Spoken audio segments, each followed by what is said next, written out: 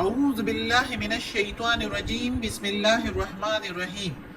سب video دیکھنے اور سننے والوں کو السلام علیکم۔ ہمارے چینل کے پیارے ویورز، آج ہم تلاوت کریں گے سورہ اعراف کی آیت نمبر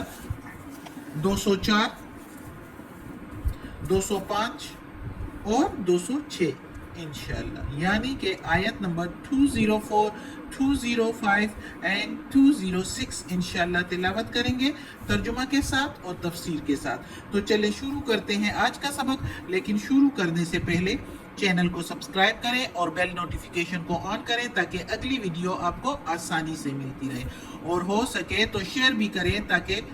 زیادہ سے زیادہ لوگ دیکھیں، آپ کو بھی ثواب ملے اور مجھے بھی۔ تو چلے اب شروع کرتے ہیں آج کا سبق۔ اعوذ باللہ من الشیطان الرجیم بسم اللہ الرحمن الرحیم۔ وَإِذَا، اور جب، قُرِئَ الْقُرْآنُ، اور جب قرأت کی جاتی ہے قرآن کی، قُرِئَ قرأت، قرآن قرآن کی، فَاسْتَمِعُوا، پس کان لگا کے سنو، پس سنو، لہو اس کو، وَأَنصِتُوا، اور چپ رہو، لَعَلَّكُمْ، تاکہ تم، ترحمون، رحم کیے جاؤ، تاکہ تم پر رحم کیا جائے۔ اس آیت میں اللہ تعالیٰ کہتا ہے کہ جب قرآن کی تلاوت کی جاتی ہے تو اس کو کان لگا کے غور سے سنو، غور سے سنو تاکہ تم پر اس کا کچھ اثر ہو۔ تم سنو تو تم اللہ کی باتیں سنو تو تم پر کچھ اثر ہو اس کا۔ ایسے ہی جو ہے قرآن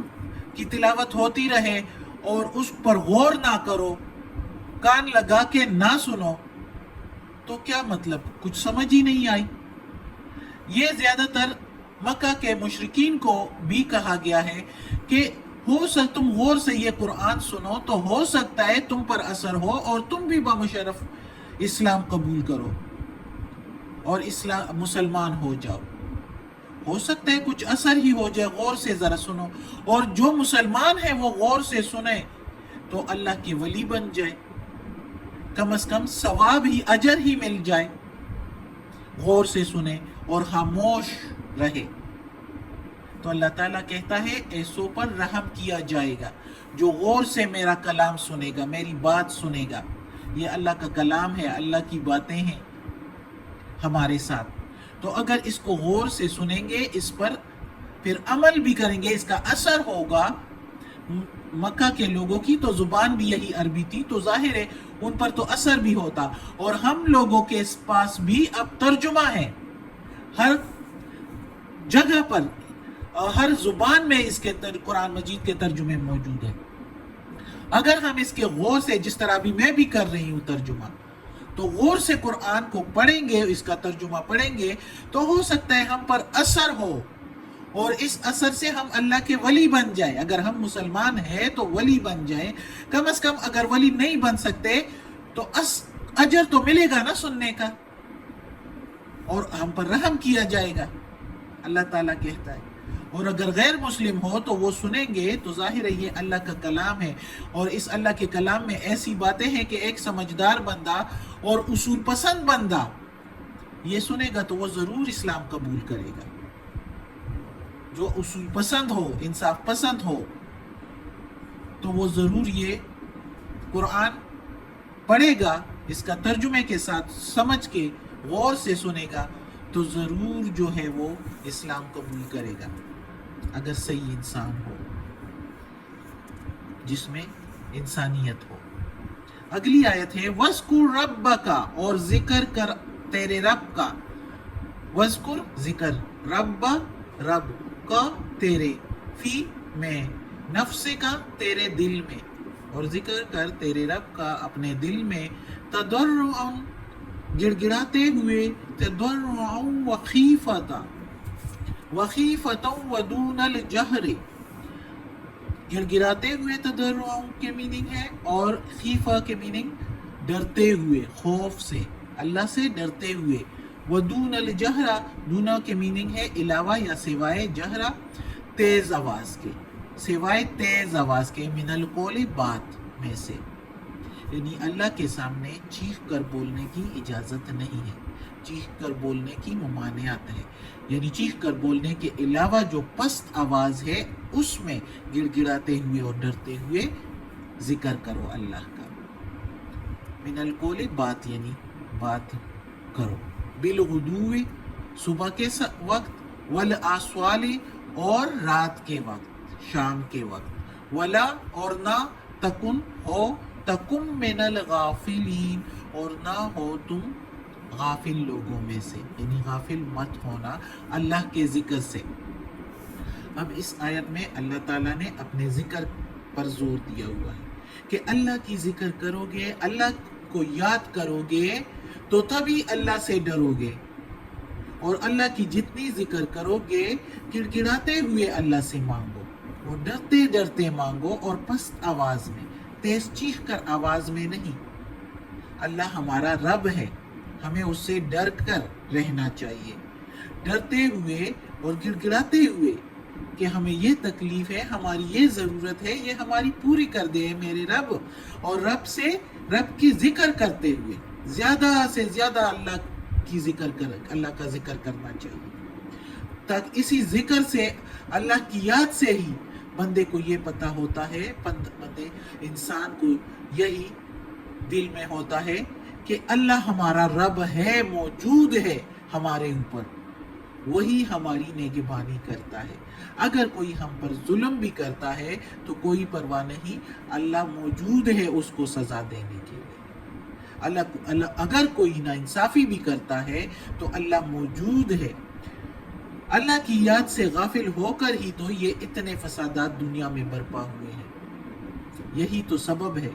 کہ انسان بھول جاتا ہے کہ اللہ میرا رب ہے اور میں اس کا بندہ ہوں، اور اللہ جو میں یہ زندگی گزار رہا ہوں تو اس کا حساب کتاب دوں گا اللہ کو، اللہ مجھ سے اس کا حساب لے گا کہ میں نے کیسے زندگی گزاری ہے۔ یہ زندگی، یہ دنیا آزمائش کی جگہ ہے، ہم اگر ادھر خوشیاں ڈھونڈتے رہیں گے تو خوشیاں ہی ڈھونڈتے رہ جائیں گے، آخرت میں ہمارے ہاتھ میں کچھ نہیں ہوگا۔ اس لیے اللہ کی یاد، اللہ کا ذکر کریں گے تو اللہ پر بھروسہ ہوگا، اور سب کچھ ہم نے اللہ پر چھوڑ دیا ہوگا، اور اللہ ہی سے مانگیں گے گڑ گڑاتے ہوئے اور ڈرتے ہوئے اور پست آواز میں۔ پھر اللہ کہتا ہے کہ صبح اور شام، صبح اور شام سے مطلب ہے نمازوں کا وقت، صبح کے ٹائم نمازیں اور شام کے ٹائم نمازیں، اس کا ہم خیال رکھیں، اس سے غافل نہ ہو ہم۔ یہی یادیں اگر ہم اللہ کا ذکر کریں گے، اللہ کو یاد رکھیں گے تو ہم دنیا کے فتنے اور فساد سے بچتے رہیں گے،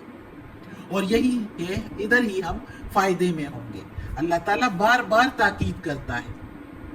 اور سمجھدار لوگ اگر یہ پڑھ لیں ترجمے کے ساتھ اور اس پر عمل کریں تو خود ہی فائدے میں ہوں گے، اور دنیا کے اس فتنے فساد سے، اور دنیا کے اس ریسوں سے، اور دنیا کی اس رونقوں میں غرق ہونے سے بچ جائیں گے۔ یہاں کی جو رونقیں ہیں اس میں بندہ جتنا بھی ڈوب جائے اپنے سکون نہیں پاتا، سکون نہیں ملتا، سکون اللہ کی یاد میں ہی ہے۔ اللہ کی یاد بندہ کرتا ہے، ذکر کرتا ہے تو انسان کو ہوتا ہے کہ آخر اللہ ہمیں جنت میں جگہ دے گا، اور دل کو سکون مل جاتا ہے، اللہ موجود ہے انصاف کے لیے، دل کو سکون مل جاتا ہے، یہی سکون ہے۔ اس لیے اللہ تعالیٰ کہتا ہے میری یاد سے غافل مت ہو۔ اگلی آیت ہے اِنَّا، بے شک، اِنَّ الَّذِينَ، بے شک جو، یعنی بے شک جو لوگ، عِندَ، پاس، ربکا، تیرے رب کے، یعنی بے شک جو لوگ قریب ہے تیرے رب کے، قربت میں ہے تیرے رب کے، لا یستکبرون، نہیں وہ تکبر کرتے، ان سے، عبادتی، اس کی بندگی سے، عبادت، بندگی ہی اس کے، ان سے، جو لوگ قربت ہے میں ہیں اپنے رب کے تو وہ اللہ کی بندگی سے تکبر نہیں کرتے، وَيُسَبِّحُونَهُ، وہ پاکی بیان کرتے ہیں اس کی، وَيُسَبِّحُونَ، وہ پاکی بیان کرتے ہیں، اس کی، وَلَهُ، اور وہ اسی کو یسجدون سجدہ کرتے ہیں۔ اب یہ آیت سجدہ ہے۔ اس آیت میں اللہ تعالیٰ کہتا ہے کہ جو میرے قربت والے، میرے ولی بندے ہیں، جو میرے قریب کے بندے ہیں، جو میری قربت حاصل کرنا چاہتے ہیں، تو وہ میری بندگی سے تکبر نہیں کرتے، وہ میرے آگے سجدہ کیے رکھتے ہیں، ہر وقت میرے عبادت میں لگے رہتے ہیں، دل میں ہو چاہے زبان پر ہو، اور چاہے وہ دل میں ہو، اور پاکی بیان کرتے ہیں اور سجدہ کرتے ہیں۔ اچھا، یہ اب سجدہ کی آیت ہے تو اس کی بھی تھوڑی بیان کر لیتے ہیں کہ سجدہ کی آیت جب بھی کہیں آ جاتی تھی تو یہ ہوتا تھا کہ رسول پاک صلی اللہ علیہ وآلہ وسلم اسی وقت سجدہ میں پڑ جاتے تھے۔ کبھی اگر خطبہ دیتے تھے تو وہ منبر سے جو ہے نیچے اتر آ کے سجدہ کر کے پھر خطبہ دینے چڑھ جاتے تھے۔ اگر صحابہ کرام کے درمیان میں بیٹھے ہوتے تھے اور قرآن کی تلاوت کیا کرتے تھے تو اسی وقت وہ سجدے میں پڑ جاتے تھے، اور صحابہ کرام بھی سجدے میں اسی وقت پڑ جاتے تھے۔ اگر کسی کو سجدے کی جگہ نہ ملتی تھی تو اس سے آگے صحابہ کے پیٹھ پر جھک کر سجدہ کر دیتے تھے، لیکن سجدہ کرتے تھے۔ اور روایت ہے کہ محمد صلی اللہ علیہ وآلہ وسلم فتح مکہ کے موقع پر تلاوت کرتے ہوئے جب جا رہے تھے تو جب سجدے کی آیت آئی تو وہ سجدہ میں گر پڑے، اور جو لوگ پیدل چل رہے تھے تو وہ زمین پر جو ہے وہ یا کھڑے تھے زمین پر تو انہوں نے زمین پر سجدہ کیا، جو گھوڑوں اور اونٹوں پر تھے انہوں نے ادھر ہی سجدہ گھوڑوں اور اونٹوں پر کیا۔ تو اس کا مطلب ہے کہ کسی بھی روح میں ہو تو آپ سجدہ کر سکتے ہیں، آیت سجدہ کی آیت آ جائے تو کسی بھی روح ہو تو آپ سجدہ کر سکتے ہیں، کسی بھی جگہ ہو تو آپ سجدہ کر سکتے ہیں۔ اور ایون عبداللہ بن عمر اور عبد الرحمن بن عوف میرے خیال میں صحابہ تھے، تو ان سے روایت ہے کہ بغیر وضو کے بھی ہو اور کہیں پر یہ آیت سنے تو اسی وقت سجدہ میں گر پڑے، بغیر وضو کے بھی ہو اور آیت سنے سجدہ کی آیت تو اسی وقت سجدہ میں گر جائے، کسی بھی روح ہو۔ تو اس لیے سجدے کی یہ سنت ہے اور سجدہ کرنا چاہیے۔ تو یہ اس آیت کی سجدے کی بھی کہ ہمیں جب قرآن مجید کی آیت ہو تو اس کے بارے میں بھی میں نے بتا دیا کہ سجدہ ضرور کرنا چاہیے،